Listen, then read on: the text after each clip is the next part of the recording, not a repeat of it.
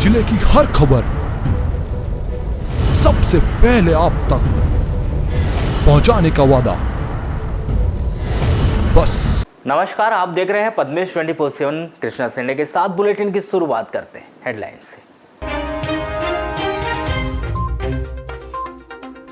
अंतर्राष्ट्रीय हिंदू परिषद राष्ट्रीय बजरंग दल के राष्ट्रीय अध्यक्ष प्रवीण तोगाड़िया का हुआ बालाघाट आगमन। तोगाड़िया ने फिर अलापा हिंदुत्व का राग, हिंदुओं पर हो रहे हमले पर जताई चिंता।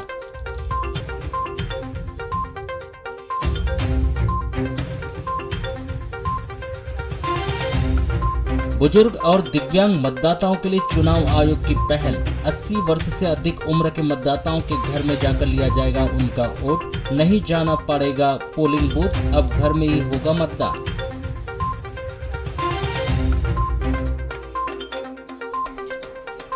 गुजरी बाजार में पसरे अतिक्रमण पर हुई नगरपालिका की कार्रवाई। लंबे समय से मिल रही शिकायतों पर सीएमओ ने दिए निर्देश। कुछ दुकानदारों को मिला नोटिस तो कुछ दुकानदारों की कटे चालान।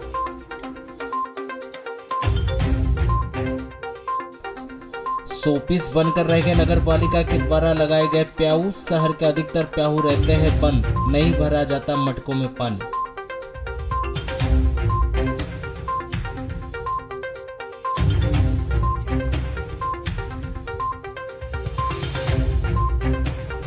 जनता पूछ रही सवाल, आखिर कब बनेगी वारासिवनी से मेंढकी डोंगरमाली सड़क। वारासिवनी मेंढकी डोंगरमाली मार्ग अभी भी अपूर्ण, आवागमन में हो रही है बाधा, ठेकेदार नहीं दे रहा ध्यान। जिला मुख्यालय से सटे कोसमी के आवास टोला में आज तक नहीं पहुंच पाई बिजली। सबसे ज्यादा परेशानी तब होती है जब बच्चों को पढ़ाई करनी होती है। ग्रामीण आज भी मोमबत्ती और दिया जलाकर रात काटने को मजबूर।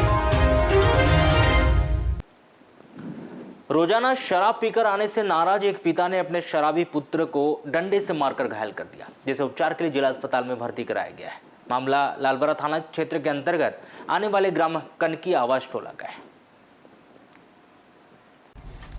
प्राप्त जानकारी के अनुसार ग्राम कनकी आवास टोला निवासी जितेंद्र चौधरी मजदूरी का कार्य करता है और शराब पीने का आदी है। जानकारी के अनुसार जितेंद्र रोजाना की तरह रविवार शाम को भी शराब पीकर घर वापस आया। शराब पीने की बात को लेकर पिता पुत्र के बीच विवाद हो गया, जहां विवाद बढ़ने से दोनों के बीच हाथापाई हो गई और गोधनलाल चौधरी अपने पुत्र जितेंद्र को डंडे से मारकर घायल कर दिया, जिस पर जितेंद्र को 108 एम्बुलेंस से उपचार के लिए जिला अस्पताल में भर्ती कराया गया, जहां उसका उपचार जारी है। नगर के गुजरी बाजार में व्यवसायियों के द्वारा अपनी दुकानों को सड़क तक बढ़ाकर अतिक्रमण किए जाने की शिकायत लंबे समय से नगरपालिका को मिल रही थी, जिससे आवागमन में दिक्कतें भी हो रही थी। जिस पर सोमवार को नगरपालिका के राजस्व अमले ने गुजरी बाजार में अतिक्रमण की कार्रवाई कर अतिक्रमणकारियों को नोटिस भी थमाया और चालानी कार्रवाई भी की गई। नगरपालिका प्रशासन के द्वारा व्यवसायियों को लगातार हिदायत दिए जाने के बावजूद भी अतिक्रमण को नहीं हटाया जा रहा था, जिसको देखते हुए लोगों की ओर से आ रही शिकायतों के मद्देनजर सीएमओ के निर्देश मिलते ही नगरपालिका के सोमवार को अमले ने सुबह गुजरी मार्केट में राजस्व अमले के द्वारा अनावश्यक किए गए अतिक्रमण को हटाने की कार्रवाई की गई।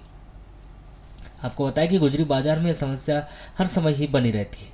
दुकानदारों के द्वारा अपनी दुकान को इतने आगे बढ़ा दिया जाता है कि वहां से मोटरसाइकिल तक गुजर नहीं पाती तथा कई बार विवाद की स्थिति भी बनती रहती है।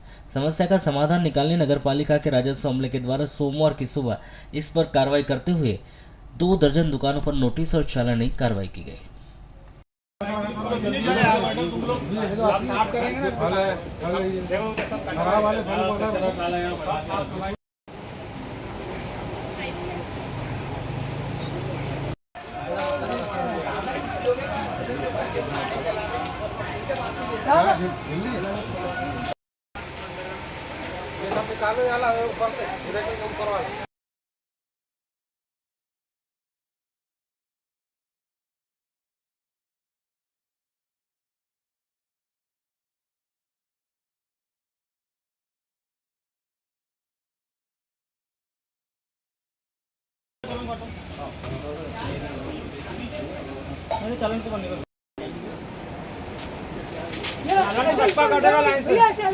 पंचनामा बनाओ।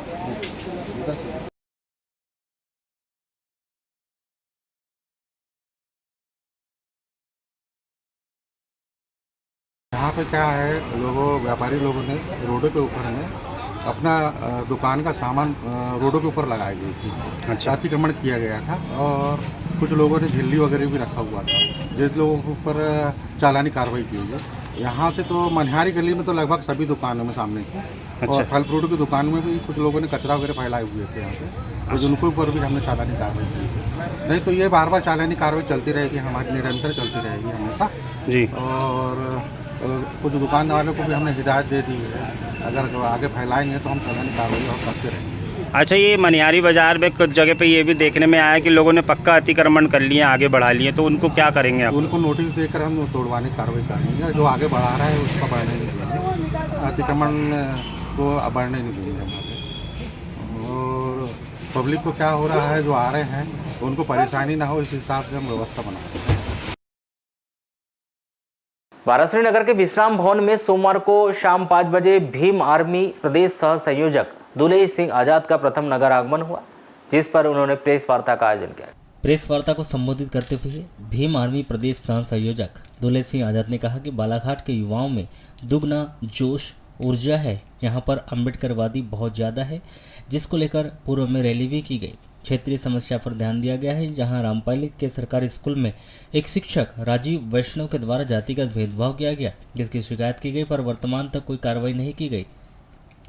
हम इस बार मध्य प्रदेश में कोशिश कर रहे हैं कि जब निर्वाचन आयोग पार्टी का सिंबल तब जैसे वोट प्रतिशत बढ़ता है, तो पूरी हमारी तैयार हो चुकी टीम इस बार फाइनली जो भी हमें सिंबल है उस सिंबल पे लड़कर हम निर्वाचन आयोग को बता देंगे कि हमारा तीसरा मोर्चा तैयार हो गया पार्टी, तो हम वोट के माध्यम से हम जो भी चीज हमें चुनाव चिन्ह मिले उस सिंबल पे हम चुनाव लड़ेंगे। तीसरा मोर्चा में आप शामिल होंगे तो घोषणा पत्र तीसरा मोर्चे का एक साथ बनेगा या भीम आर्मी का घोषणा पत्र मैनिफेस्टो अलग से बनेगा? नहीं, सभी जब हम अगर जाएंगे राष्ट्रीय अध्यक्ष जी का आदेश होगा जाएंगे, तो जो घोषणा पत्र बनेगा वो उनका घोषणा, हमारा पार्टी का मैनिफेस्टो हमारी घोषणा पत्र अलग होगा ना, कि हम सत्ता में आएंगे तो ये हमारी मांगे रहेगी और हम पूरी करेंगे, लेकिन सबकी सहमति से होगा।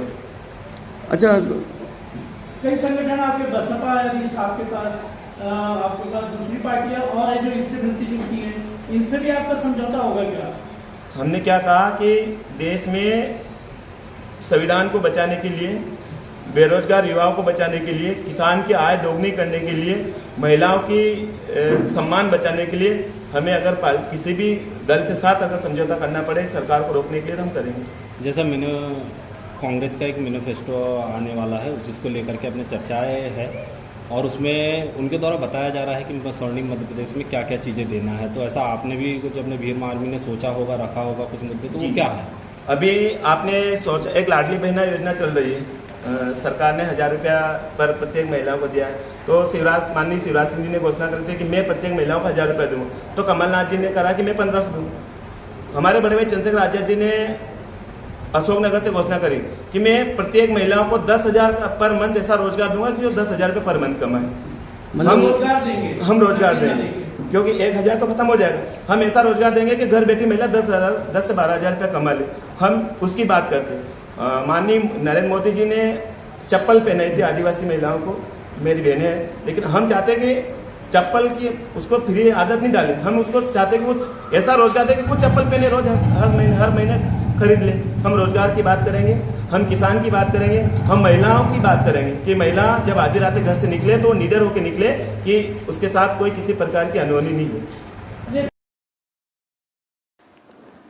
जिला मुख्यालय से 5 किलोमीटर दूर ग्राम भरवेली के वार्ड नंबर 10 हजरत सैयद पीर बाबा चिश्ती के 3 दिवसीय सालाना उर्स का समापन अजीमो शान कव्वाली के साथ किया गया, जहां समाय महफिल का कार्यक्रम रखा गया, जिसमें अब्दुल राजिक अजमेरी ग्रुप व सूफी अरशद ताज कव्वाल के द्वारा कार्यक्रम प्रस्तुत किया गया। वहीं कव्वाली के कार्यक्रम में कव्वाल मुकर्रम अली वारिश ने धार्मिक कलाम के अतिरिक्त खुद के द्वारा लिखित देशभक्ति कलाम पर उपस्थित श्रोताओं की जमकर वाहवाही लूटी।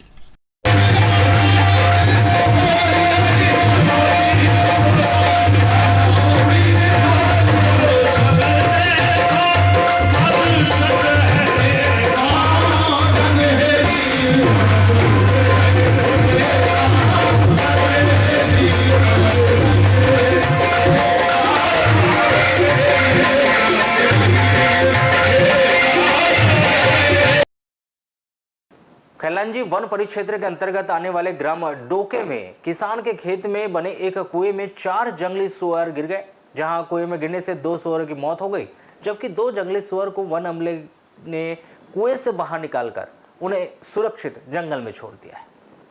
जानकारी के अनुसार ग्राम डोके में अल सुबह गांव से लगे रोशनलाल बिशन के खेत के कुएं से आवाज आ रही थी। ग्रामीणों ने पहुंचकर देखा तो खेत में कुएं में जंगली सुअर थी, जिनकी सूचना ग्रामीणों के द्वारा रामपाली पुलिस और वन विभाग को दी।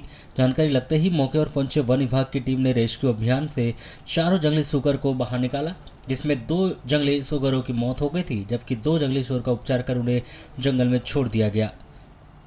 वहीं मृत जंगली सुअरों का वन विभाग के द्वारा नियम के अनुसार अंतिम संस्कार किया गया।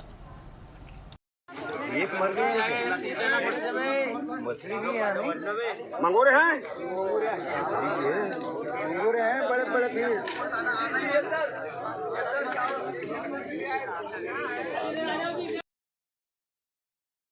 किरणापुर थाना क्षेत्र के अंतर्गत आने वाले ग्राम सारद शिवनी तालाब के पास बीती रात 2 मोटरसाइकिल के बीच भिड़ंत हो गई, जहां इस हादसे में मोटरसाइकिल में सवार पिता पुत्र सहित 3 लोग घायल हो गए। जहां मोटरसाइकिल चालक को गंभीर चोटें आने पर उसे उपचार के लिए जिला अस्पताल में भर्ती कराया गया। प्राप्त जानकारी के अनुसार खुरसुड़ी निवासी सुकंद कारपेंटी का कार्य करता है, जो काम करने के बाद शारद शिवनी गया हुआ था। रात करीब 10:30 बजे अपने पुत्र मोहित कंसने और साथी शिवचरण अकपुरे के साथ मोटरसाइकिल में सवार होकर ग्राम सारद शिवनी से अपने ग्राम खुरसोड़ी जा रहा था। बताया जा रहा है कि सुकुंद मोटरसाइकिल चला रहा था, जबकि छोटा बेटा मोहित और शिवचरण पीछे बैठे थे, जो शारद शिवनी मेन रोड स्थित तालाब के पास पहुंचे थे कि सामने से आ रही एक अज्ञात मोटरसाइकिल के चालक ने तेज रफ्तार से लापरवाही पूर्वक मोटरसाइकिल चलाते हुए इसकी मोटरसाइकिल को ठोस मार दी, जिसमें मोटरसाइकिल में सवार पिता पुत्र सहित शिवचरण अकपुरे भी सड़क पर गिरकर घायल हो गया। जहां मोहित और शिवचरण को मामूली चोटें आई तो वहीं सुकुंद को इस हादसे में गंभीर चोटें आई है, जिसे उपचार के लिए जिला अस्पताल में भर्ती किया गया है। पार्टी से घर आ रहे थे आपस। कहाँ गए थे? सिवनी। अच्छा, भारत सिवनी। हाँ जी। फिर क्या हुआ? आ रहे थे धीरे धीरे, सामने से मोटरसाइकिल आई, उसने ठोक दिया हमको। अच्छा, किस किस को चोट आई है? चोट तो मेरे को फिलहाल में लड़के बच्चे, एक लड़का था मेरा और एक बटो था, उनको ज्यादा लगा नहीं है, मेरे को पैर पे लगा। कहाँ हुई थी घटना? ये तालाब के नीचे, वो बबूरवन में, जागपुर के पास। ये पाथरी के आगे। अच्छा। दिल्ली के जंतर मंतर पर धरना दे रहे महिला पुरुष ओलंपिक पदक विजेता पहलवानों के समर्थन में अब पब्लिक भारत मुक्ति मोर्चा भी उतर आया है, जिन्होंने धरने पर बैठे महिला व पुरुष पहलवानों का समर्थन करते हुए भारतीय कुश्ती महासंघ के अध्यक्ष ब्रजभूषण को तत्काल ही गिरफ्तार किए जाने की मांग की गई। अपनी इस मांग को लेकर सोमवार को कलेक्टर कार्यालय में उन्होंने ज्ञापन सौंपा, जिसमें उन्होंने केंद्र सरकार की दिल्ली पुलिस के द्वारा पहलवानों के साथ की गई बर्बरता पर नाराजगी व्यक्त करते हुए यथाशीघ्र भारतीय कुश्ती महासंघ के अध्यक्ष ब्रजभूषण को गिरफ्तार कर मामले की जांच कराने और दोषियों पर वैधानिक कार्रवाई की जाने की मांग। जो दिल्ली में धरना प्रदर्शन चल रहा है, ओलंपिक खिलाड़ी जो हमारे गोल्ड मेडल लाके देश का नाम ऊंचा करते हैं गर्व से, और उनके साथ जो अन्याय अत्याचार हो रहा है उसके खिलाफ वो जो धरना प्रदर्शन कर रहे हैं, तो कोर्ट के आदेश के बाद भी जो उनको प्रताड़ित किया है ब्रजभूषण, उनके खिलाफ एफआईआर तो हो गई है, लेकिन गिरफ्तारी नहीं हो रही है। तो उस गिरफ्तारी नहीं हो रही है, इस विरोध में हम लोग भी जिले में पूरे देश के पूरे 560 जिले में हम लोग राष्ट्रपति महोदय के नाम ज्ञापन प्रेषित कर रहे हैं। बढ़ती गर्मी को देखते हुए नगर पालिका के द्वारा आमजनों को शुद्ध पेयजल दिए जाने के लिए शहर में प्याऊ लगाए गए थे, किंतु शहर में चौक चौराहों में बने प्याऊ सिर्फ नाम मात्र के रह गए। प्याऊ लगाकर नगर पालिका के द्वारा उसे छोड़ दिया गया, जिसका ना ही सही से रखरखाव किया जा रहा है और ना ही प्याऊ से लोग पानी भी पी रहे हैं। यह सिर्फ चौक चौराहों की शोभा ही बढ़ा रहे हैं। बढ़ती गर्मी को देखते हुए पद्मेश 24/7 के द्वारा आमजन की पेयजल की समस्या को देखते हुए प्राथमिकता से यह समाचार दिखाया गया था, जिस पर नगरपालिका के द्वारा त्वरित ही कार्रवाई करते हुए शहर के प्रमुख चौक चौराहों में शुद्ध पेयजल के प्याऊ जरूर खोले गए थे, किंतु इन प्याऊ को खुले हुए महज कुछ ही दिन हुए कि इन प्याऊ की हालत अभी से खराब होती जा रही। नगरपालिका के द्वारा सिर्फ शहर के चौकों में प्याऊ खोलकर मात्र औपचारिकता भी निभाई गई। जिस प्रकार से वर्तमान में प्याऊ की स्थिति है वह बहुत ही खराब है। नगर पालिका के द्वारा प्याऊ में कुछ पानी के मटके रख दिए गए और बहुत सी जगह तो इन मटकों में पानी तक नहीं भरा जाता और कुछ मटके तो सिर्फ खोल कर रख दिया गया, जिससे आने जाने वाले लोग इन खुले मटकों से पानी किस प्रकार पिएंगे, यह भी समझ से परे। जबकि अभी बेमौसम बरसात की वजह से दिन में कई बार आंधी तूफान जैसी स्थिति बनती रहती है। वह प्याऊ में खुले हुए मटके में शहर का सारा कचरा उड़कर जाने की वजह से कोई भी इन प्याऊ का उपयोग नहीं कर पा रहा है। नगर पालिका के द्वारा शहर के प्रमुख चौक चौराहों में प्याऊ खोलकर उसमें नगर पालिका का एक कर्मचारी नियुक्त किया जाता था, जो सुबह इन मटकों में पानी भरता था। वह आने जाने वाले लोगों को मटकों से पानी निकालकर पिलाता था। जब पानी खत्म हो जाता था तो वह शाम में पानी भरकर भी रखता था। शाम को घर जाते समय प्याऊ को बंद करके जाता था। वर्तमान समय की बात करें तो यहाँ पर ना कोई नगर पालिका का कोई कर्मचारी रखा है और ना आने जाने वाले लोगों को पानी पिलाने वाला कोई। यदि किसी ने मटका खोलकर रख दिया है तो वो मटका खुला ही रहता है, जिसके कारण आंधी तूफान आने पर पूरा कचरा इन मटकों में चला जाता है। सन 1974-75 में वनगंगा नदी पर बालाघाट से वाराणसी, लालबरा और सिवनी को जोड़ने के लिए प्रशासन के द्वारा बड़े पुल का निर्माण कार्य कराया गया था ताकि लोगों का आवागमन सरल तरीके से हो सके। लेकिन अधिकारियों के ध्यान न देने की वजह से अब वनगंगा नदी पर बड़े पुल पर इन दिनों बड़े बड़े गड्ढे होने की वजह से आने जाने वाले वाहन चालकों को दुर्घटना होने का भी डर बना हुआ है। आपको बता दें कि अभी कुछ महीने पहले ही वनगंगा बड़े पुल की मरम्मतीकरण का कार्य किया गया था, किंतु बढ़ते यातायात दबाव की वजह से पुल में बड़े बड़े गड्ढे बन गए हैं, जिससे आवागमन करने वाले वाहन चालकों का कहना है कि यदि इसी प्रकार से बड़े पुल पर गड्ढे बनते रहे तो आवागमन में दुर्घटना का अंदेशा बना रहेगा। क्योंकि जिस प्रकार से पुल पर गड्ढे हो रहे हैं और इसमें जब वाहन लेकर गुजरेंगे, जब इन वह गड्ढे में वाहन जाता है तो वह अनियंत्रित हो जाता है, जिससे दुर्घटना घटने का भी भय हमेशा बना रहता है। ये रजाबत कहाँ जाती है आपकी बस? नैनपुर। अच्छा, ये बताइए पुल से क्या परेशानी हो रही है अभी? टायर फूट गया था इसलिए यहाँ गाड़ी नहीं, जैसे पुल से आप चलते हैं तो पुल में क्या जगह जगह गड्ढे हो गए क्या? क्या परेशानी होती है? गाड़ी काटने में इधर कहीं एक्सीडेंट ना हो जाए ऐसा। अच्छा, डेली अप डाउन करते होंगे यहाँ से? डेली। अच्छा, ये पुल के ऊपर क्या स्थिति है अभी?